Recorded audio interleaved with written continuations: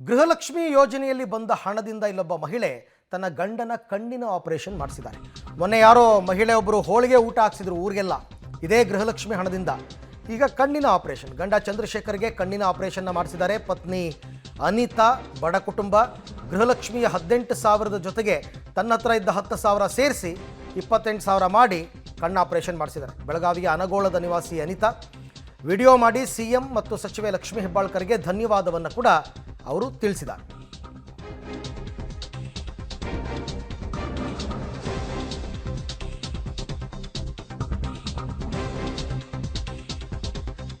ಗೃಹಲಕ್ಷ್ಮಿ ಯೋಜನೆ ಶುರುವಾಗಿ 1 ವರ್ಷ ಆಯಿತು. 1 ವರ್ಷದಿಂದ ನಿರಂತರವಾಗಿ ಹಣ ಪಡೀತಾ ಇರತಕ್ಕಂಥ ಮಹಿಳೆಯರು ಬೇರೆ ಬೇರೆ ರೀತಿಯಲ್ಲಿ ಅದನ್ನು ಸದುಪಯೋಗ ಪಡಿಸ್ಕೋತಾ ಇದ್ದಾರೆ.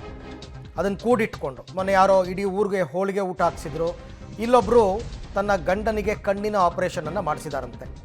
18,000 ಬಂದಿತ್ತು 9 ತಿಂಗಳದು. ಸೊ ಅದ್ರ ಜೊತೆಗೆ ತಮ್ಮ ದುಡ್ಡು ಹಾಕಿ ಮಾಡಿಸಿ ಆಮೇಲೆ ಸಿದ್ದರಾಮಯ್ಯನವರಿಗೆ ಧನ್ಯವಾದವನ್ನು ತಿಳಿಸಿದ್ದಾರೆ. ಈ ಬಗ್ಗೆ ಮತ್ತಷ್ಟು ಮಾಹಿತಿ ನನ್ನ ಕೊಲೀಗ್ ದಿಲೀಪ್ ಅವರಿಂದ ಪಡೆಯೋಣ. ಎಸ್ ದಿಲೀಪ್, ಬಹಳ ಖುಷಿಯಾಗಿರಬೇಕು. ಅನಿತಾ ಅವರಿಗೆ ಏನು ಹೇಳ್ತಾರೆ?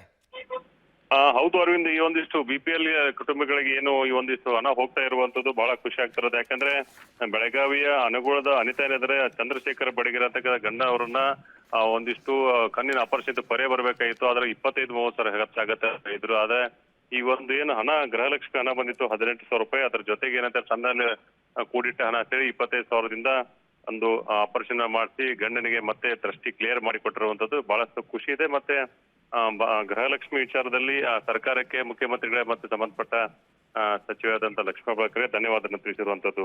Arvind. Right Dilip, thank you ತಮ್ಮ ಎಲ್ಲ ಮಾಹಿತಿಗಾಗಿ ಧನ್ಯವಾದ. ಚಂದ್ರಶೇಖರ್ ಬಡಗೇರ್, ಮುಖ್ಯಮಂತ್ರಿ ಸಿದ್ದರಾಮಯ್ಯ ಹಾಗೂ ಲಕ್ಷ್ಮೀ ಹೆಬ್ಬಾಳ್ಕರ್ ಅವರಿಗೆ ನನ್ನ ಕೋಟಿ ಕೋಟಿ ನಮಸ್ಕಾರಗಳು.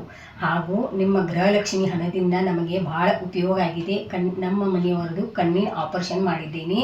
ಹಾಗೂ ನಮ್ಮ ಆಶೀರ್ವಾದ ಸದಾ ನಿಮ್ಮ ಸರ್ಕಾರಕ್ಕೆ ಹಿಂಗೆ 10 ವರ್ಷ ಮುಂದುವರಿಲಿ ಅಂತೇಳಿ ನಾನು ನಿಮಗೆ ಆಶೀರ್ವಾದ ಮಾಡುತ್ತೇನೆ.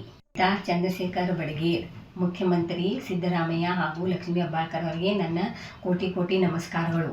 ಹಾಗೂ ನಿಮ್ಮ ಗೃಹಲಕ್ಷ್ಮಿ ಹಣದಿಂದ ನಮಗೆ ಬಹಳ ಉಪಯೋಗ ಆಗಿದೆ. ನಮ್ಮ ಮನೆಯವರದು ಕಣ್ಣಿನ ಆಪರೇಷನ್ ಮಾಡಿದ್ದೇನೆ. ಹಾಗೂ ನಮ್ಮ ಆಶೀರ್ವಾದ ಸದಾ ನಿಮ್ಮ ಸರ್ಕಾರಕ್ಕೆ ಹಿಂಗೆ 10 ವರ್ಷ ಮುಂದುವರಿಲಿ ಅಂತೇಳಿ ನಾನು ನಿಮಗೆ ಆಶೀರ್ವಾದ ಮಾಡುತ್ತೇನೆ.